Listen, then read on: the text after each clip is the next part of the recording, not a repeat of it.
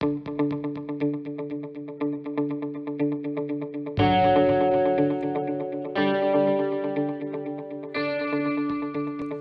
welcome back, everybody. It's time again for another edition of Health Talks with Dr. Trinh. The one show, the only show that shows you a path to a happier life, a healthier life, with the man who's always seems to be doing both. A healthy, happy Dr. Trinh. Welcome this morning. That's so funny, Paul. I'm not sure if it's always healthy and happy, but at least I'm awake, right? It's 8 a.m. Small things. Be happy for small things here. Well, today you have a story that I find fascinating. Not that the others weren't, but this one especially here. Introduce your guest, and then we'll talk about the topic in her book today here.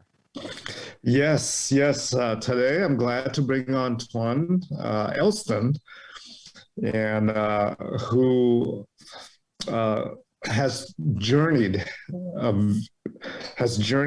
through life and has a story to tell.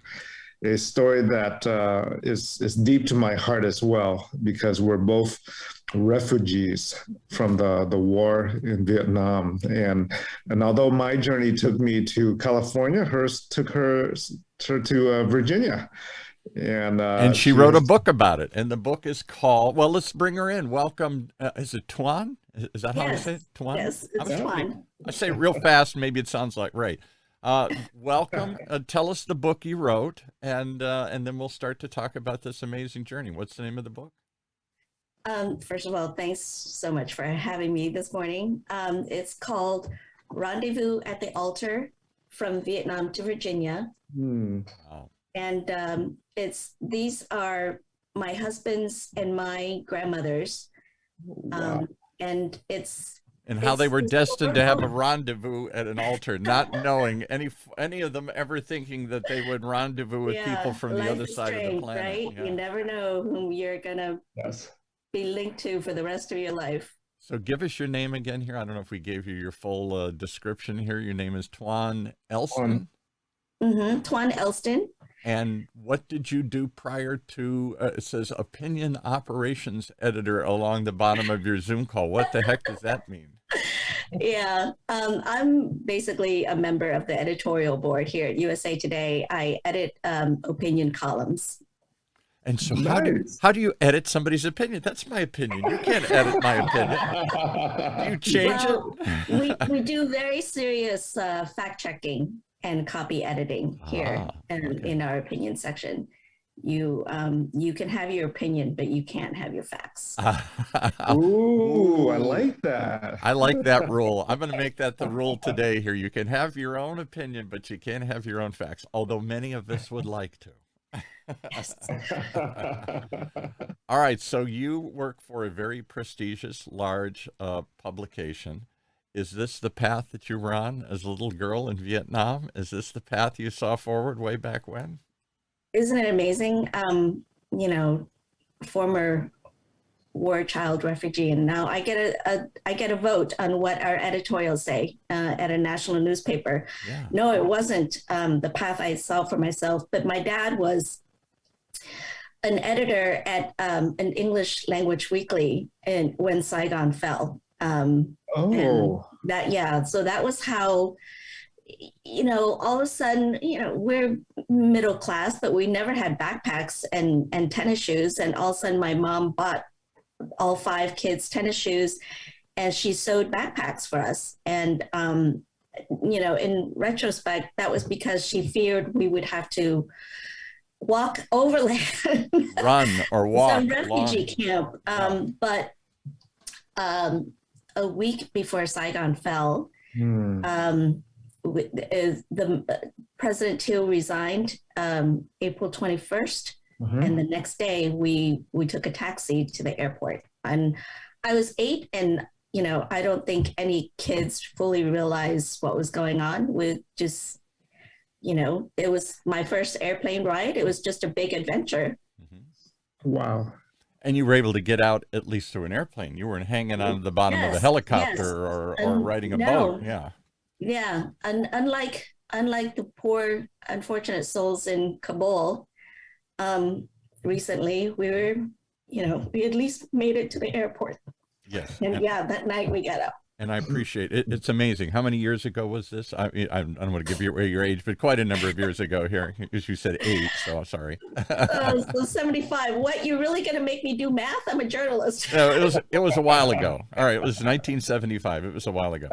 All right, Dr. Trinh had a similar story. Just share your experience, and then we'll dive into these experiences. How old were you when you and your family escaped from Vietnam? I was 5, and I left one day before the fall, which was the fall was April 30th. So I was helicoptered out on April 29th. So we crossed paths there, huh? Yeah. You were both close. In the ensuing chaos there. Let's talk about that, because I'm the opposite here. I'm, what is it now, 3rd or 4th generation. My relatives were among the first of the flood of immigrants that nobody wanted. The Irish that came over in 1845 after the potato famine killed 1 million people out of 3 or 4 million people in Ireland there. And they came flooding to the shores here to an English country after fighting with the English for hundreds and hundreds of years. And the English said, we don't want those dirty, filthy, uneducated, drunken people who pray to the Pope and all these Catholics. That's the last thing we want in this Protestant nation. We were the first unwashed, unwelcome immigrants to come to this country. No Irish need apply. Go look at all that stuff in the late 1800s. And somehow, look, with the magic of America, 3 generations later, it all washes away, and we're indistinguishable from the rest of the pack and intermarrying all these different ethnicities and groups and whatnot and everything here. Isn't that people? Here's my one political rant, and then we'll get off of this. People today, too many people want to say immigrants are the problem. I say immigrants are the answer. Immigrants are what made America great. My relatives, your relatives, you guys, because they came against all odds. They are the people who would not say no. Nobody could stop them. And when they came, they had nothing, and they worked their way up at the bottom from absolutely nothing. And 2 or 3, yes, they couldn't read or write or all the things, most of them come. And 2 or 3 generations later, look what we have. We have people who are editors of the opinion column and doctors and whatnot here, and radio, I guess, owners here. Isn't that the exceptionalism of America? The fact that we take the tired refugees from around the world and we turn it into a nation of people here? Isn't that the power of what we do? Yes, and I hope we continue to do. Unfortunately, it's sort of like, it depends on who's the president at the time, doesn't it? We've never wanted immigrants. They didn't want the Irish. They didn't want, then I'm part Polish. They didn't want the Eastern Europeans when they came over, and the Italians and the early 1900s. And we certainly didn't want Hispanics and Asians and all these other groups. We didn't want any of them. And yet the Statue of Liberty doesn't say, give me your bright, give me your rich, give me your privileged few. It says, give me your tired masses yearning to be free. Give me the bottom of the barrel, give me a couple generations, and let's see, a little freedom, a little opportunity, a little hard work. Let's see what happens. And that's what has made America great. One of these days I'm going to do a show about this, a whole series, Meet an Immigrant. We all think we know immigrants, and immediately we say, oh, they're dirty, they're here to take. I think they're here to give. What do you think? There's no choice, right? Was not an option in escaping Vietnam. No wasn't an option for your ancestors. No, they're dying. It's either starve to death or get on a boat and try something. And no is not an option for adapting here and making this your home. So one of the things that I find amazing, and we'll talk about both your stories here, is now my story is a much older tale. And along the way, it's been whitewashed and forgotten, and nobody wanted to talk about it. My great-grandfather was the one who was born on a boat fleeing the famine. 200 people packed into a boat that's supposed to hold 20, a tiny little boat, and they put 200 or 300 people into this thing. And people died in droves because there was no bathroom and there's no doctor, and they got sick. And this little baby was born on the boat and lived. And actually, and if you go back to Ireland, I discovered through Ancestry that my relative has a statue outside the Famine Museum. They don't name him, but it's him because he was born on this boat, one of the few boats that had a doctor, and that's why he lived, because it was owned by an Irishman, and he insisted on putting a doctor on board, the Jenny Johnston. You can go look it up in Wikipedia. And this little baby unwittingly was born on this boat, fleeing. Can you imagine getting on a boat, you're that pregnant, and you're going to bounce for a month in the seas here? I mean, that's how desperate they were to get on a boat. So here's my point. When my grandmother, this was her father who was born on this boat, I'd ask her when I was a little boy, when she was still alive, tell me about this journey from Ireland. We're not talking about it. I don't want to even discuss it. It was horrible. It was awful. It was embarrassing to her, this humble beginning. And so we never discussed it. I think too many of us too quickly forget about our immigrant roots here. What do you think, Dr. Trinh? Yes, sometimes it's kind of like the PTSD experience from veterans. Yes. They've gone through quite a bit. There's a lot of sometimes emotional trauma associated with the experience of escaping a war. Or famine or poverty or whatever, gangs in Central America. Dire circumstances. And it gets shoved under the mental rug of your memory. Not to be dug out until maybe something like this, maybe an interview or a chat with somebody who wants to learn. So what was your motivation, Thuan, for writing this? Was it to remind those that come after you where they all came from and how they got here? Was it to share with the rest of us, hey, immigrants aren't a bad thing, it's a good thing, or just the improbability of it all? In 2009, when my maternal grandmother passed away, she was the last of the four grandmothers to pass away. And we flew my young children from Vietnam to Arizona for the huge funeral. My grandmother had 15 children. Wow. And finally, just seeing my kids all in one place with all these cousins and aunts and uncles that I had been telling them about. I kept telling them, you're a part of a huge family, but this was the first time they were there in one place. And I finally thought, I need to put down all these stories before I forget, and then my children don't know all the stories. They don't know. So it started that year, 2009. Every night I'd come home from work and put the kids to bed and then go back to my laptop and just start pecking away and do research. I interviewed my parents-in-law about their mothers. Mm-hmm. It was just amazing how game they were about sharing not only the strengths, but the weaknesses and the successes. It's not all happy story. Yeah. It's not all uplifting, happy story. There's a, and they remember things they had forgotten also, every few days they'd come up and go, and one more thing, and they'd tell me, and that night I'd go back in and type that up. But my father-in-law, we live with my parents-in-law and my mom. I don't know how other people raise kids. This was the only way. Both my you got built-in babysitters and built-in advice. We with three grandparents. But my father-in-law actually did most of my work for me on his mom, because he is a great journal keeper. And years ago, he interviewed his mom on her life over letters. So when I started poking around, he just handed me this box of letters that she had written him.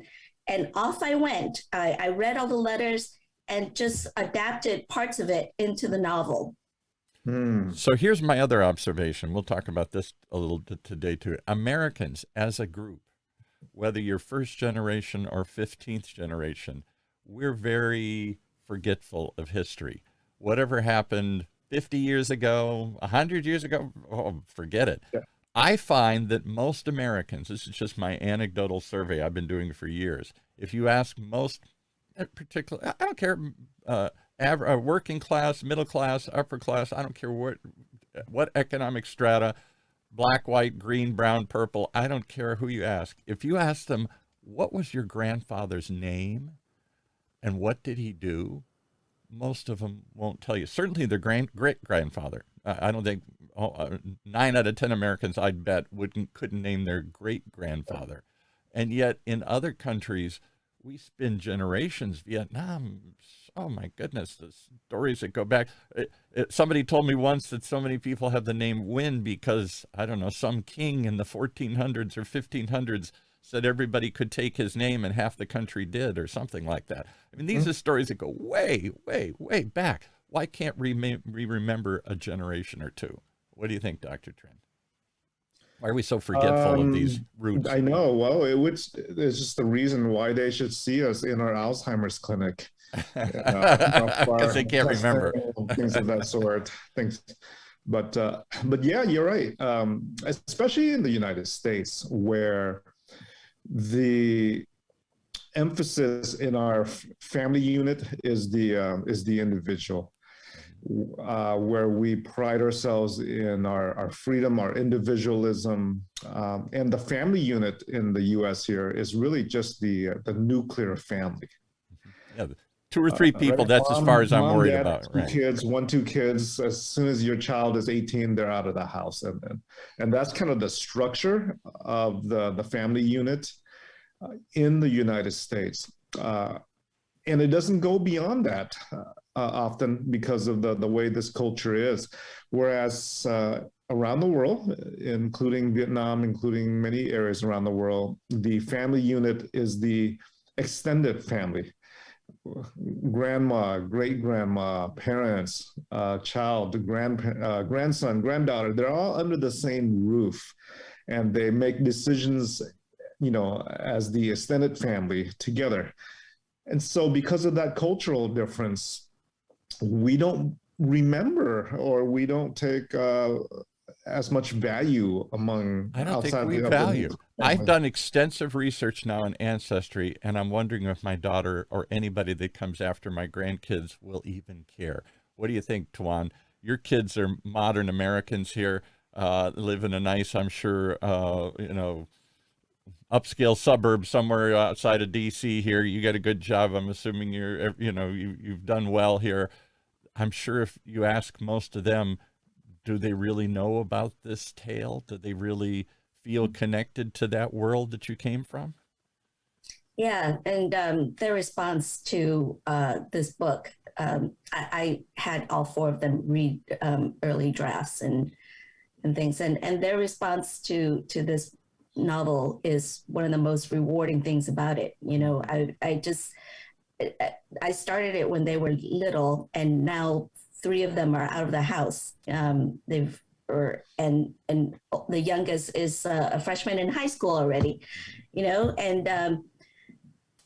but just the fact that living with my parents-in-law and my mom here, it's the only America they've ever known. They were actually quite surprised to learn that other kids don't live with their grandmothers hear all these stories. And my husband was very close to his grandfather before he passed away recently. And to the point where if a Christmas here, he felt the kids weren't appreciative enough, he'd call up Gramps in Colorado and have him tell the kids about what he got for Christmas during the Great Depression. Yeah. You're talking an orange at the bottom of your stocking. Grandma Mary here, in her letters, she talks about, getting one Christmas, her great joy was getting underwear made from burlap bags. That's how poor they were, right? Yeah. And how her dad made beer during Prohibition. I mean, these are just great stories, but it also made me regret not talking to her enough when she was alive. My point. Exactly. You're always the star of your own life until Yes. As you age, society values you less. And unfortunately, I didn't know enough to ask her for all these details. So as I read these letters of her and adapted her words, I was just like so struck by what a spunky girl she was, who grew into adulthood and had to keep reinventing herself through the Great Depression, through 2 marriages, and through aging in a multicultural family. Isn't that what makes America great and strong, though? This spunkiness, this willing to reimagine, this never say die. You can't stop me. I'm going to overcome everything. Isn't that the kind of people that we want, and the value that we all aspire to have? And too often, if we don't know these stories, I don't want to get too heavy here, but I think we got a lot of lazy, pampered kids, and mine included. They haven't been through struggle. I didn't go through those kinds of struggles. I'd listen to my dad's story of going through the Depression. What depression? Yeah, right. Where I didn't struggle to eat. I didn't have that kind of difficulty. But my father's generation, he came from an immigrant family, a woman who came from Poland on a boat. And they came with nothing. And then on my mother's side, all the Irish stories we're talking about. Why do we not tell our kids these stories more often? You did a couple times. Most of us don't. These are just forgotten. Don't talk about it. And quickly they lose the benefit of that resiliency, that lesson, that example. What do you think? Why don't we tell our kids these stories? I'll see either one of you. We'll start with Thuan. Why did you tell your kids these stories growing up, or was this the first time they heard most of them? I told them stories here or there, but I know that it goes in one ear and out the other, right? Right. So this was my way of saying, okay, there's no excuse. It's all in one place now for you, your kids, the kids who come after. Yeah. Long after I'm just going to be a photo on a wall somewhere, right? I think I'm already just a photo on my daughter's wall. I mean, I love her and she's great, but yeah, I got things to do. I got diapers to change. I got other things to go on in here. Don't tell me about the past. And we live in the moment, in the present so much here. We're not interested in, or we don't take the time, if we are interested, to really do too much about it. I had the same experience. Dr. Trinh, did you capture all these stories? Did you pass these on to your kids? Are your kids well versed on the struggle from Vietnam and the flight? They are familiar with my story. I did capture it on paper. I haven't done anything with it. Yes. So let's talk about your story some more here. So you get on a plane and you arrive, and you came from not a poor existence. Your dad's an editor for a local paper, but it wasn't like coming to America, as you said. What was that culture shock like? Where did you land? And take us through a few of the steps, how you got from there to here. So after standing in line at the airport in Saigon for 9 hours, we finally got on a U.S. military C-130 cargo plane. And after we had taken off, the U.S. Soldiers were, looking out the window, and my dad asked what happened, and they said, "Oh, people were shooting up at the plane." But thank goodness it was 9 o'clock when we took off at night, so they only nicked a few things here and there. And then we spent one night in a U.S. military base in Manila, and then a week in Guam. Mm-hmm. Sleeping in Quonset huts, and then a month at Camp Pendleton, north of San Diego. Okay. And just the cold, you come in and they deliver you to a tent, and the smell of the grass, and the tent, and just all of it was so strange, right? And then we were sponsored by the Mount of Olives Lutheran Church to Phoenix. And that's where most of my mom's siblings also ended up. Mm-hmm. And, you learn English from the churches over the summer. You meet the other Vietnamese refugees. And I'm sure, Dr. Trinh, you have the same thing, where some of our longest friends in our lives are these kids you met when you first arrived, learning English together and navigating through America together. Right. But how does a little 8-year-old take to this? Is it an adventure or is it a nightmare? Are you looking back and saying, can't we go home? Oh no, it was an utter adventure. I've always been very good with languages, so I soaked everything up. I knew that my parents weren't always okay, but you know that's their problem. That's not your problem, right? Your Yeah, not when problem you're is 8. Yeah, you're just yeah. focused on me. Your Yeah. problem is what's the next game? Hey, is there ice cream? Yep. Yeah. So does it Uh, seem like a fantasy to little children when they come here? Because I'll give you another strange example. I'm sorry to keep injecting my stories here, but trying to weave all these three together here. So Yeah. I talk about multicultural. My only daughter is adopted from Mexico, and she was a little born in a little village and horrible circumstances and beat up and fell into smuggled here illegally, fell into foster care, and we found her and we took her as a foster child and then eventually adopted her here. So my only daughter is Hispanic and grew up in this little village. And she said when she came here about 6 or 8, she said it was like Disneyland. She said she'd never seen a paved road. She'd never slept in a real bed. You know, she'd never eaten spaghetti or whatever, you know, all the pizza or something. Everything to her was just like, oh my God, where has all this stuff been? And we'll go through each of you. Dr. Trinh, do you remember what it was like when you came here? Was it a fantasy or was it a nightmare? It was Both. neither. I just knew that that I was out of the country and that we're starting a new life. Like Thuan, knew no English. Most of my English was from Saturday morning cartoons.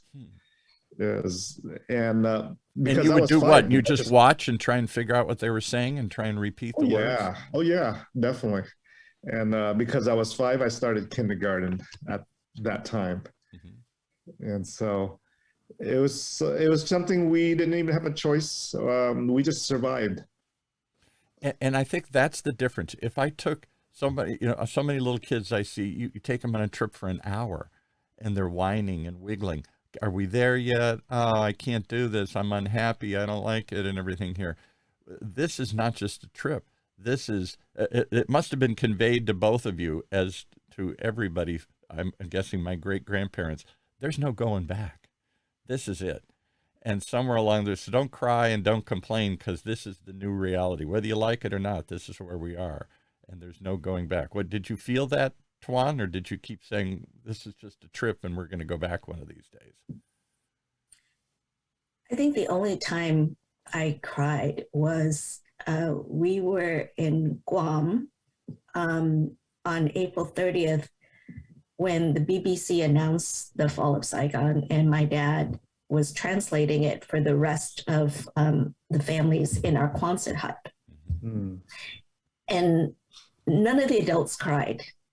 Really? I cried, and I think I heard some other little kids, and I was 8, and my dad said, "Well, the adults have no more tears." You know, I mean, it's just. Wow, the adults But that have was no when, more tears. yeah, but that was when I really knew we weren't going to go home. This, you know, all along for that whole week, other adults were saying, you know, maybe we'll go back in 2 weeks. This America will sort it out somehow, and Yeah. we'll go back in 2 weeks. Yeah. Yeah. And then the BBC announcement came, and that was it. Yeah. And I think that's one of the things that it's hard for us to recognize the descendants of immigrants, the finality of that.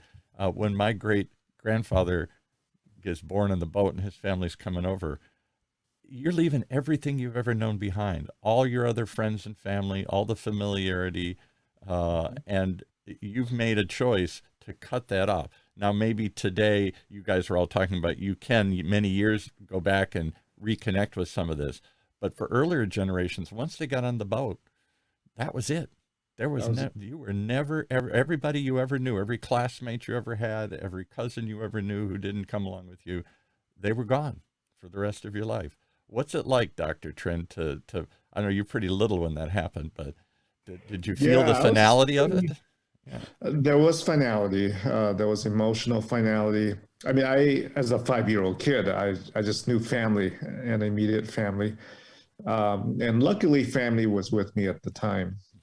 Although I do remember cousins and the neighbors and all that when I left, I still remembered. But yes, there was definitely finality to all that. So you're leaving something and then you're coming to something else. So when you came here, you came to Arizona. How do you get from Arizona to this rendezvous at the altar?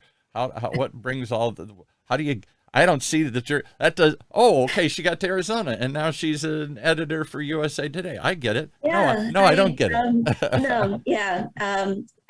Everybody, all my other friends majored in engineering and business, and I was the only Vietnamese American at ASU to major in journalism. And it was because I flunked out of industrial engineering, and my mom put up her hands and said, "Okay, I give up. Major in what you want."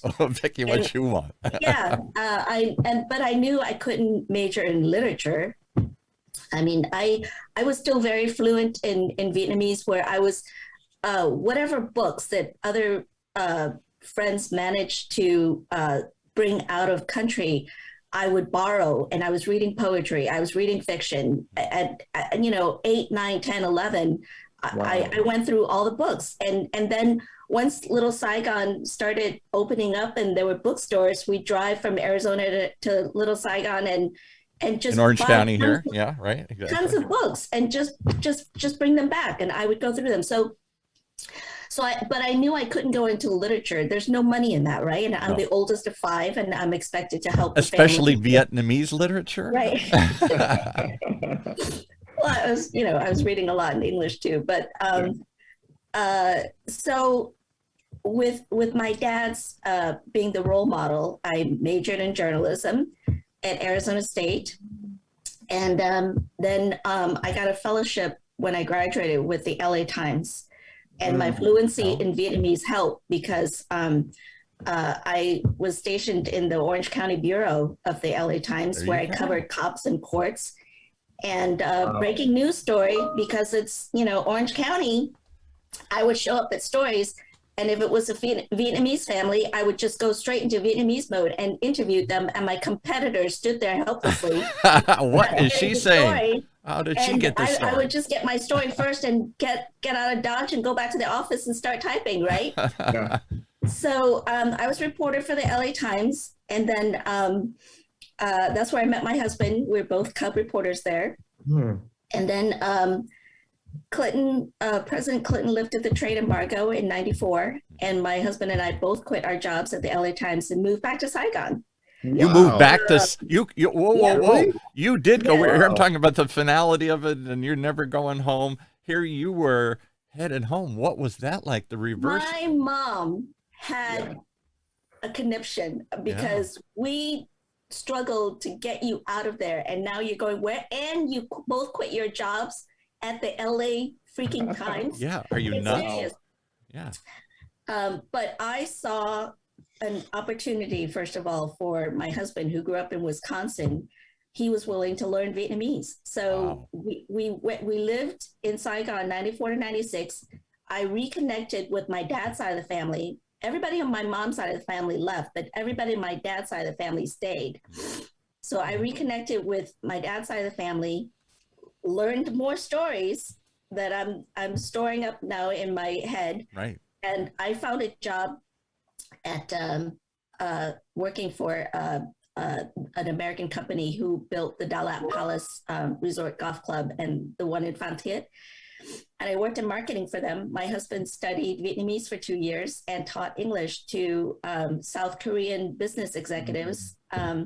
So yeah. And then once we came back from Saigon to California, we've been out of country for 2 years, and it was just hard to re-enter the workforce.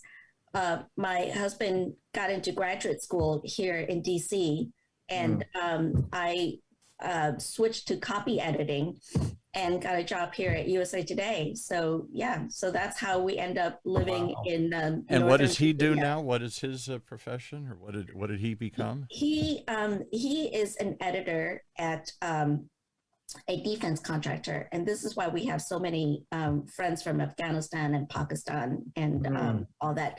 He edits counterterrorism pieces Wow. from these linguists, from Americans who are from Afghan Americans, Pakistani Americans, Iranian Americans. They write these reports. He edits them and turns it into their customer, who is the Defense Department.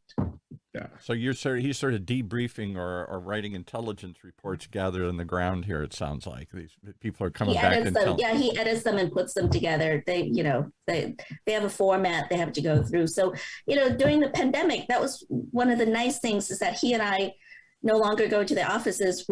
We've set ourselves up at the dining room table, him in one end and me in the other, sitting next to each other and just edit away, sharing stories about what we're editing. And just stories. So you've been into stories your whole life. You were into the Vietnamese stories you couldn't find, every American book you could pick up, and then you had to go back and complete the story. Why go back? Was there something missing? Something you had to get answered, or was it just an opportunity and you said, I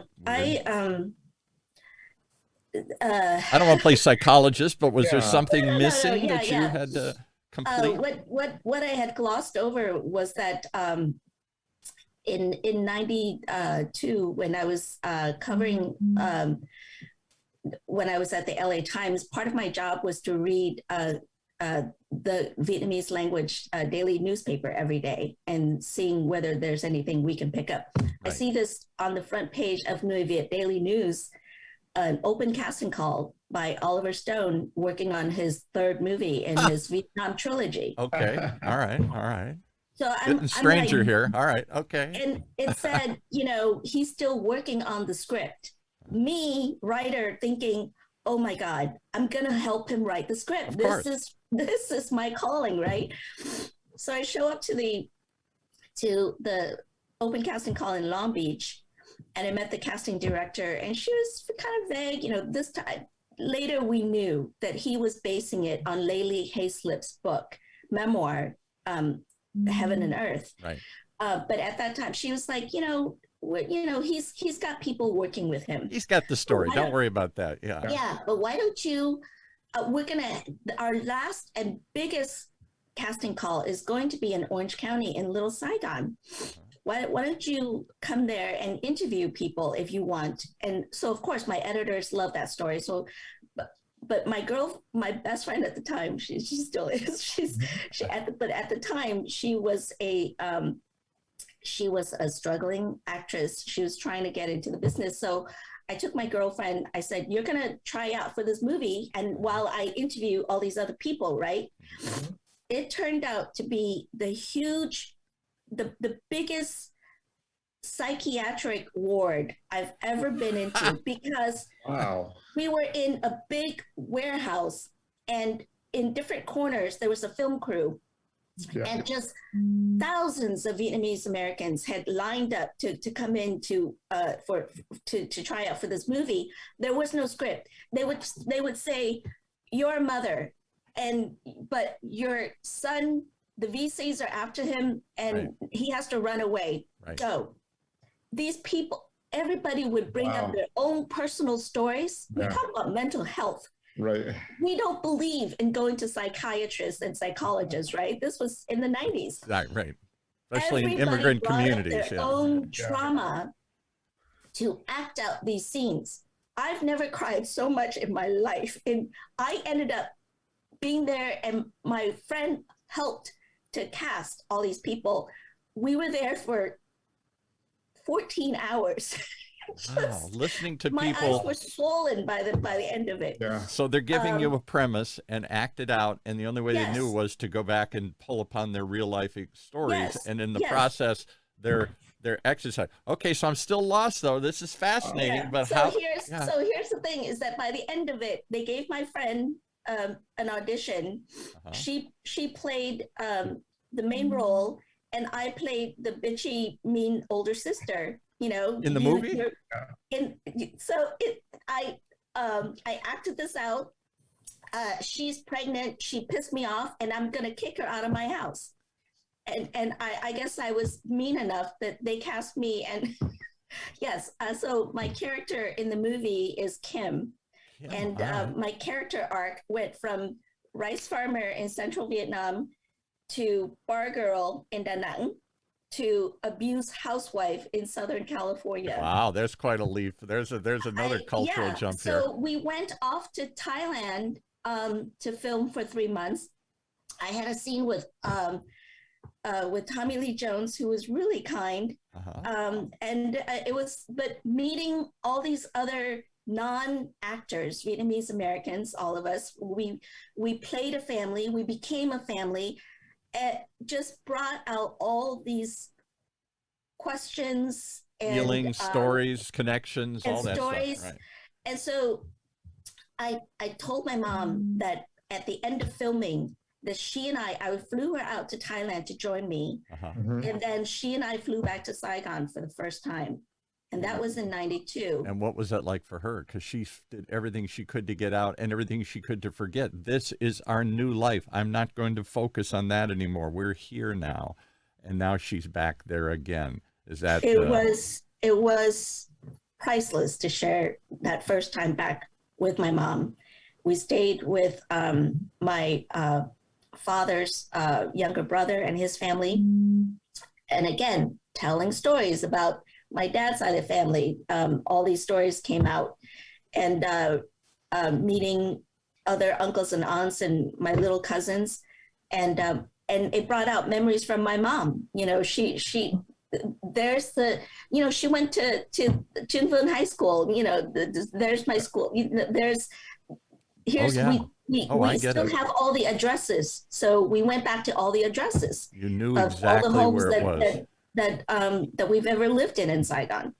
So Dr. Trinh, tell me, I don't know enough about Vietnamese culture. Is it a storytelling culture? The Irish sure are. Oh my goodness. For generations, we talk about everything. We write everything. You get together in the humblest families and they, let me tell you a story, son, about that. And everything's got a long tail to it. Are the Vietnamese storytellers, or is this not the norm? I don't know. Do they tell lots of stories? Yeah, that's a good question. Are we storytellers, Thuan? Because I'll give you an example. I'm partly Polish. Not like the Irish. Yeah, I'm partly Polish, and they're not storytellers. They've had a horrible 400 or 500 years of oppression, and in my opinion, all my relatives and the other Poles I've known, very quiet people. No, they don't talk much about the past or anything. It's not a tradition. People in my family definitely are storytellers. And that's why when it came to actually sitting down every night and putting these grandmothers' voices together, I think it really helped to hear their voices constantly in my head. And it was very interesting. I had several Vietnamese English dictionaries around me, because if I'm going to write in just English, I would use other words, but because the vocabulary the two Vietnamese grandmothers used were very specific vocabulary, I had to translate them, but find a word in English that was not only equivalent, but is conversational and not stilted. If I'm recreating these dialogue for the novel. And I'll give you the one thing, because I live in Orange County and it has the largest expatriate community of Vietnamese outside of Vietnam. I think San Jose does too, in Houston, but this is certainly one of the largest expatriate communities here, immigrant communities where they've stayed coalesced and together here, Little Saigon. So I've met quite a number of Vietnamese. And one of the things that struck me is I didn't know that much. Here I am at whatever age, and I just assume all languages are kind of the same. I know Chinese is different, but all the rest of them is sort of the same. Vietnamese is a very different language from English. And here's the one thing that struck me as unique about it. And I don't know how you translate this. That's the point of it. In Vietnamese, there are words that sound the same but mean something totally different depending on how you say it. Do you say it short? Up? Do you say it long and held out? Do you go up? Do you go down? This inflection or the length of time that you say that. So if I say dog, dog, dog. If I say in English, it all still means dog. But if I say, I can't give you an example, but I'm sure you can, of a word that I say differently, same sound, same word, but I say it differently and means something. Is that true? And if so, how do you take that totally different concept and turn it into English?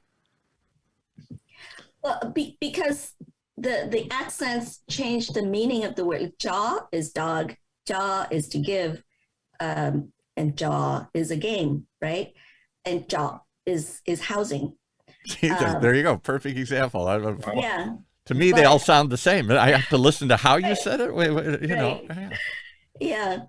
But every language has its own slang and common usage words.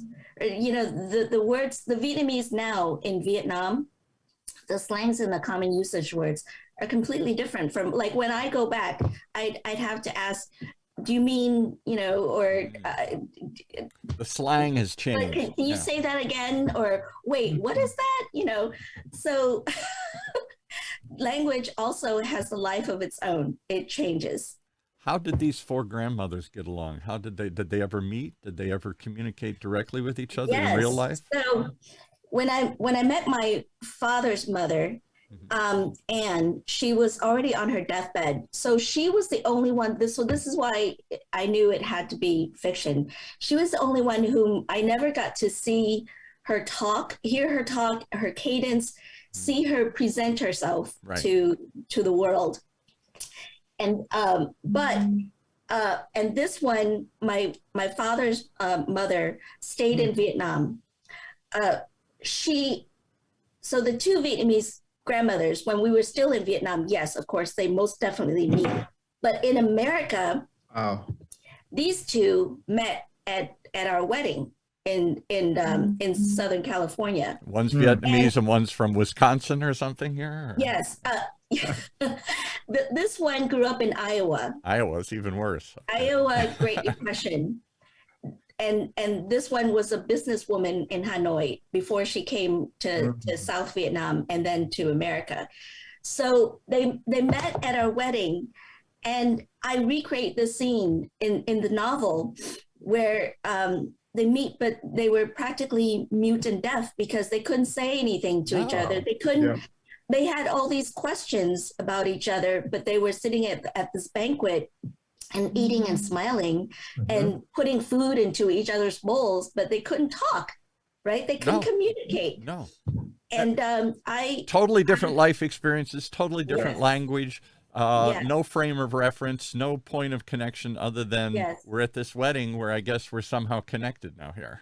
Yes, and we're being treated like rock stars just because we're the grandparents of these two who are marrying our bloodlines together. You know, now we are one, but I don't know you at all. Right. But here's the interesting thing that I found through interviewing my parents-in-law is that the two American grandmothers, even though they're both from America, they might as well have lived on different planets. Yeah.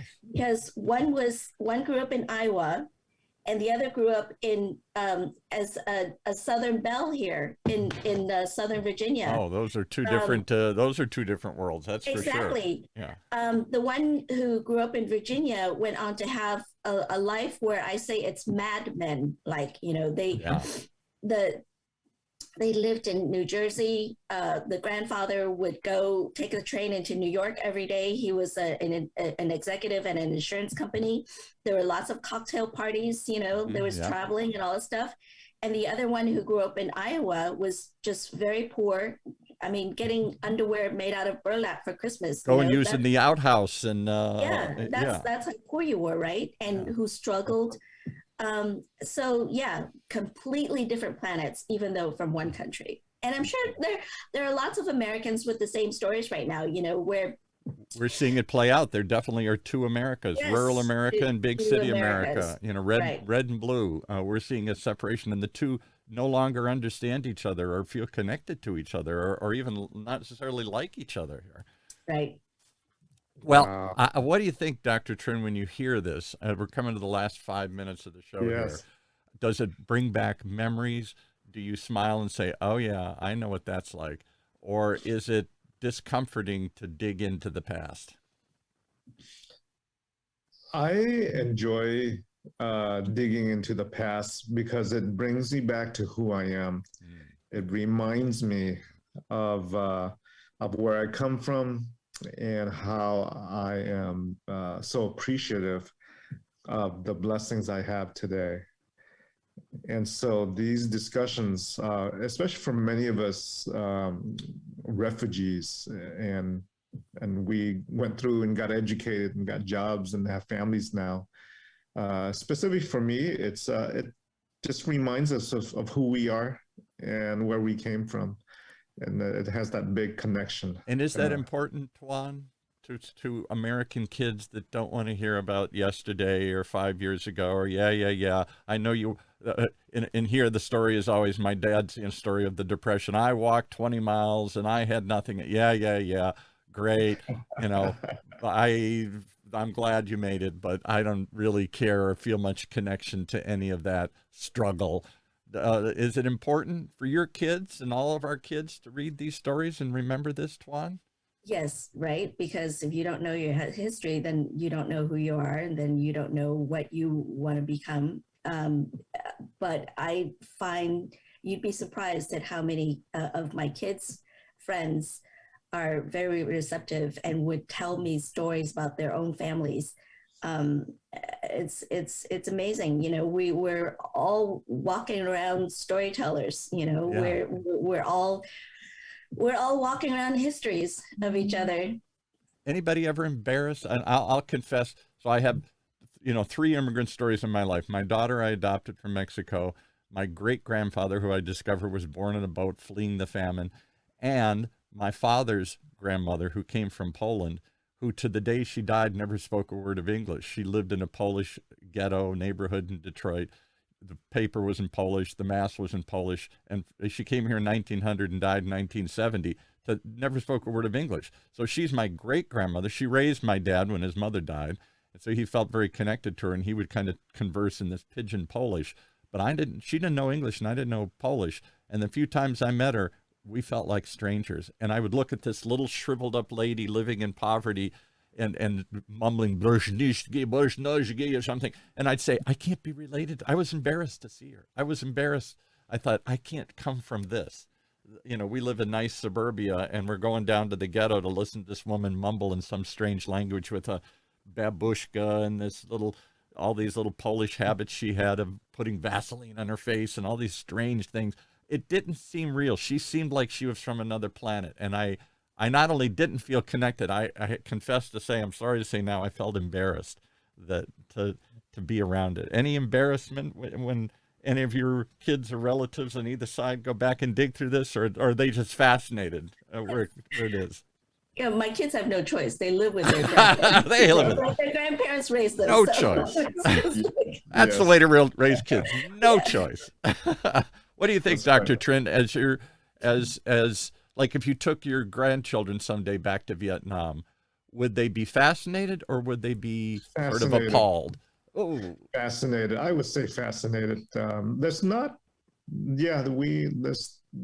reason I can think of to be embarrassed. Because many are turned off by poverty. Many are turned off by these stories. Yeah. Oh my God, this is horrible. I don't want to hear this. I don't want to revisit this. I take groups of kids back to Vietnam every year through our medical missions work, right, with Tongue Out. And a lot of those are, from Orange County. A lot of those are from their first time out of the country. Right. And they all come back changed. I think that's in a positive way. I think that's the truth. I fear that we too quickly forget these stories. We too quickly melt into the fabric of America, and all these tales get lost. And I think we are poor because of it. I think it is the foundation of who we are, that we've taken these tired masses yearning to be free and taken the absolute lowest, poorest, most desperate people and turned them into an amazing country. That's my little patriotic speech for today here, but I believe it. I believe it. From your stories to my stories to the endless stories of immigrants here, that is who we are. That's how we came to be. If we are exceptional, that's the exceptional nature of America here.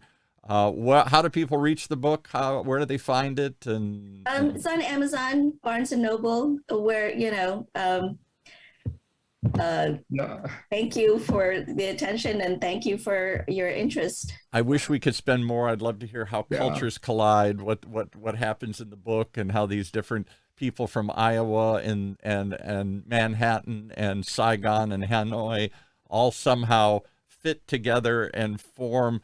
What is there conflict? Is there acceptance? There must be a little of all that as we all struggle to become one out of this unique family that has thrown us all together from all parts of the world here. I think it's an amazing tale, and I think it's not told often enough in my book. All right. Thanks, Dr. Trinh. Take us out, Thuan. Take us out, Dr. Trinh. Thank you so much, Thuan, for coming on and sharing your story, sharing your book. Amazing. And Thank you. we appreciate you for the journey you've led from where you've been. And for letting us ride along. And letting us ride along with that. Next time I'm in California, I'm going to look both of you up. I hope you will. Yeah. And I hope you won't censor my opinions and start editing them here. I got lots of them, as you can tell here. All right. Well, that's it, folks. I don't know how that relates into health, except I think it's a healthier country and a healthier life if we all don't forget so quickly and remember where we came from and the amazing immigrant tales that took most of us here from foreign shores under desperate circumstances. Right here in Orange County's only community radio station, OCTalkRadio.net.